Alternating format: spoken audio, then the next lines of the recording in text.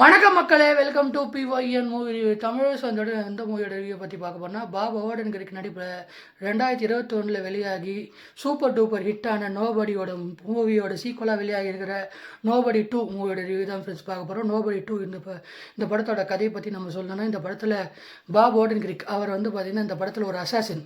அவர் பார்த்திங்கன்னா இந்த பணத்துக்காக இன்னொருத்தர் செய்கிற வேலையெல்லாம் செஞ்சிட்டு இருக்க அந்த டைமில் பார்த்திங்கன்னா எனக்கு ஒரு பிரேக் வேணும், நான் என் கூட ஃபேமிலியோட டைம் ஸ்பெண்ட் பண்ணணும். அந்த மாதிரி பார்த்தீங்கன்னா ஒரு முடிவு எடுத்துட்டு ஃபேமிலியோட பார்த்தீங்கன்னா டைம் ஸ்பெண்ட் பண்ணலான்னு ஒரு இடத்துக்கு போக, அந்த இடத்துல போன இடத்துல சும்மா இல்லாமல் கை கலப்பாய் போய் பஞ்சாயத்து இழுத்து விட்டுறாப்புல.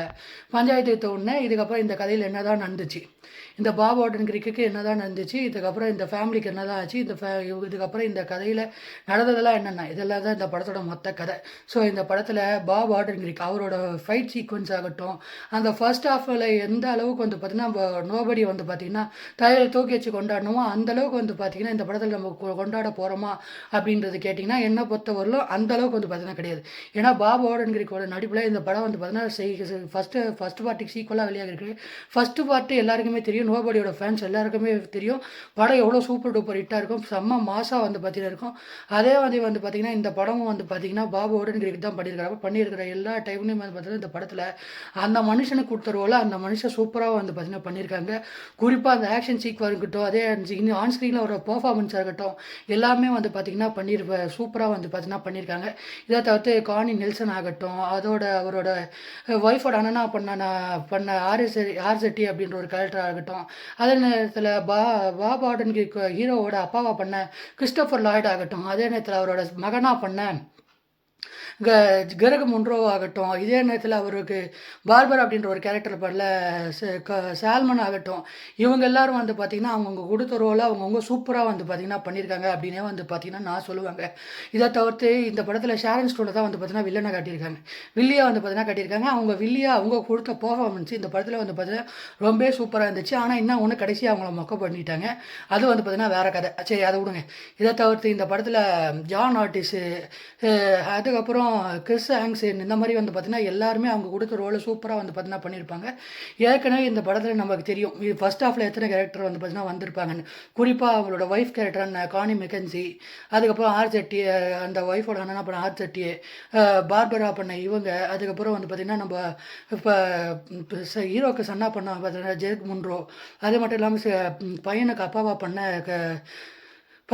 பண்ண கிறிஸ்டோஃபர் லாய்டு, இவங்கெல்லாம் பார்த்திங்கன்னா அவங்கவுங்க பார்த்திங்கன்னா இந்த படத்துலேயும் பார்த்திங்கன்னா இருப்பாங்க. இதில் புதுசாக 3 டேரக்டர் தான் கொண்டு வந்திருக்காங்க. குறிப்பாக சொன்னால் ஜான் ஆர்டிஸு, இன்னொன்று கிறிஸ் ஆங்ஸு, இன்னொன்று பார்த்திங்கன்னா ஷாரன் ஸ்டோன். அவங்க வில்லிய கேரக்டராக பார்த்துட்டு அவங்க சூப்பராக பார்த்திங்கன்னா பண்ணியிருக்காங்க. இவங்க கொடுத்த பண்ண ஸ்க்ரீன் ப்ளே பார்த்திங்கன்னா இந்த படம் பார்த்திங்கன்னா கிட்டத்தட்ட ஒரு 95 மினிட்ஸ் கிட்டத்தட்ட தான் ஓடுது. ஆனால் இந்த படம் பார்த்திங்கன்னா ஓடுறதுன்னு தெரியல, முடிகிற அளவுன்னு தெரியல. ஏன்னா அந்தளவுக்கு பார்த்தீங்கன்னா இந்த படம் ரன் டைம் பார்த்தீங்கன்னா ரொம்ப கம்மியாகவும், ஸ்க்ரீன் ப்ளே பார்த்தீங்கன்னா விஷுவலி பார்த்திங்கன்னா அமேசிங்காக பார்த்திங்கன்னா இருக்குது. ஓவராலாக இந்த மியூசிக் ஆகட்டும், அதே நேரத்தில் பர்ஃபார்மன்ஸ் ஆகட்டும், அதே நேரத்தில் மற்ற கேரக்டர் சின்ன சின்ன டீட்டிங்கில் ஆகட்டும், அது மட்டும் இல்லாமல் இந்த ஃபைட் சீக்வன்ஸ் ஆகட்டும், எல்லாமே பார்த்திங்கன்னா பாப் ஆர்டன்கிரிக் அவரோட பர்ஃபார்மன்ஸில் அவரோட ஸ்டைலில் சூப்பராக பார்த்திங்கன்னா பண்ணியிருக்காரு அப்படின்னே பார்த்திங்கன்னா நான் சொல்லுவேங்க. இந்த படத்தில் ஃபைட் சீக்வன்ஸ் எங்கன்னா ட்ரெய்லரை பார்த்திங்கன்னா தயவு செஞ்சு போய் பார்த்திங்கன்னா படம் பார்க்கறதுக்கு போகிறதுக்கு முன்னாடி ட்ரெய்லர் தயவு செஞ்சு பார்த்துறாதீங்க. ஏன்னா ட்ரெய்லர்லேயே பார்த்திங்கன்னா நிறைய எழுத்தை பார்த்திங்கன்னா இவங்க ரிவீல் பண்ணிட்டாங்க. அதே மாதிரி பார்த்திங்கன்னா இந்த படத்தில் போட்டில் ஒரு ஃபைட்டு, தீம் பார்க்கில் ஒரு ஃபைட்டு, அதே மாதிரி ஒரு குடோனில் ஒரு ஃபைட்டு, இந்த மாதிரி பார்த்திங்கன்னா வச்சு இந்த படத்தை பார்த்திங்கன்னா கொண்டு போக ட்ரை பண்ணியிருக்காங்க. படம் எங்கேருந்து ஸ்டார்ட் ஆச்சோ அதே மாதிரி பார்த்திங்கன்னா கதை போய் பார்த்திங்கன்னா முடிஞ்சிடுது. ஸ்க்ரீன் ப்ளேவும் ரொம்ப கம்மி. அது மட்டும் இல்லாமல் பார்த்திங்கன்னா அந்த படத்துலேருந்து இந்த படத்தை பார்க்கும்போது எப்பா அந்த படம் எவ்வளோ சூப்பராக இருந்துச்சு, இந்த படம் என்னப்பா ரொம்ப பார்த்திங்கன்னா டவுன் பண்ணிட்டீங்க அப்படின்ற மாதிரி ஒரு ஃபீலை பார்த்திங்கன்னா எனக்கு கொடுத்துச்சு. ஓவராலாக இந்த படம் என்னை பொறுத்த வரலும் 5க்கு நான் 3.7 ஸ்டார் ரேட்டிங் தரேன். Only for Bob Odenkirk. அதே நேரத்தில் பார்த்தீங்கன்னா இந்த ஃபைட் சீக்வன்ஸுக்காக, ஒன்லி ஆக்ஷனுக்காக தான் இந்த படம் பார்க்குற மாதிரி இருந்துச்சு. ஓவராலாக பார்த்திங்கன்னா என்னை பொறுத்த வரலும் பாப் ஆர்டன்கிரிக்காக நோபடி ஃபேன்ஸ் இருந்தீங்கன்னா கண்டிப்பாக ஒன் டைம் போய் தேட்டரில் பார்த்து என்ஜாய் பண்ண வேண்டிய ஒரு படம். ஓவராலாக இந்த ரிவ்யூ பிடிச்சிருந்தா மறக்காமல் லைக் பண்ணி, ஷேர் பண்ணி, சப்ஸ்கிரைப் பண்ணி பார்க்கலாம்.